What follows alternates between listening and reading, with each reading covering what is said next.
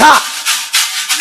bismillahil aliyil azim wada dabbaril aliyil azim qadiran mamaridan man tasha'u mai tura ruwa sannan da rani haka Allah ya abunsa wanda i kuturu shi ya makaho yayo kan angulu babu gashi kan zabo ko da gare shi ni ne nan malam tangolola duwala dauka ni da magana ta jani dan dare ɗaya ba halin ta kare dan da yakin magana ita hi kai ni gabar da gari ka yada ka ce buta ga alhakinta Abdul Jos mai kiɗa ne nan da waka ba a kamar ku in kiɗa ba a kamar ku editin ba a kamar ku na rantse da Allah in dai kai gyara na waƙar za ta yoko gyaran waƙa in ka diba in dai ba naka ne ba ko an gyara waƙar ta ɓaci Abdul Jos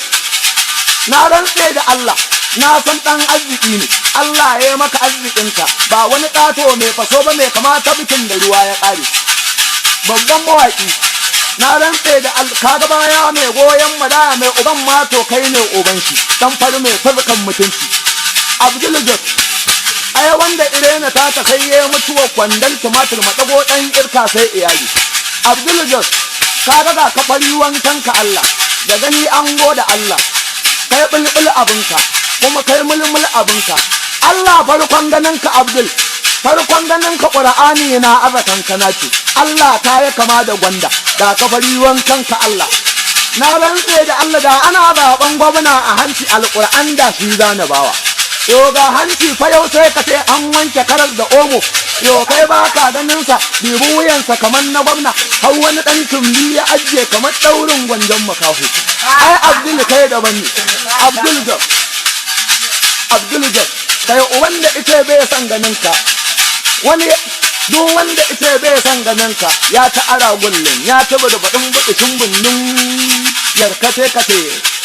gurmar rubutun na ta hibin dumararaka yo uban da ita bai san ganin ka tarabto ta yi lodi jirgin kasa ya yi lodi kuma dangwata ta yi lodi har na koma fa Lagos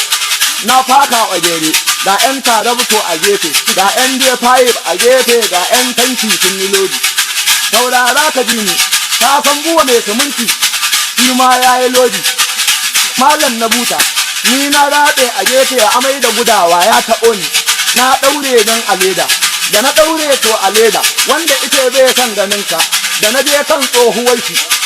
da na leƙa bujan babu abin da babu ga 'yan tattasai a gefe ga 'yan gihiri da omo ga layin 'yan gurasa ga mai ma ɓara rogo ga mai tallanta ba su gari ga wani yaro can kwame mai na rungumi na'ura na fada ban taba ni ban za ku ba daga ran asabar har ran talata gashi ya haɗe da gashi yana ɗasa masa gurasa in saurara ka dini wanda ita bai san ganin ka burbudin budin bundun buraburan buraburan kwan rugubin sassaban magaryar tura guba dan ta kulle ta babarauya mu tsauhar da tsau namijin jigin ya wanda bai shi ya balle a sha dan ta kasa da barbadan bayan barikin bari mai ragaja zo bargadan ya mutsa lankwasa dan durin durin kiraruwan zubar bunin fatar balerin fiskirin gilla gire tankaran habdin gudun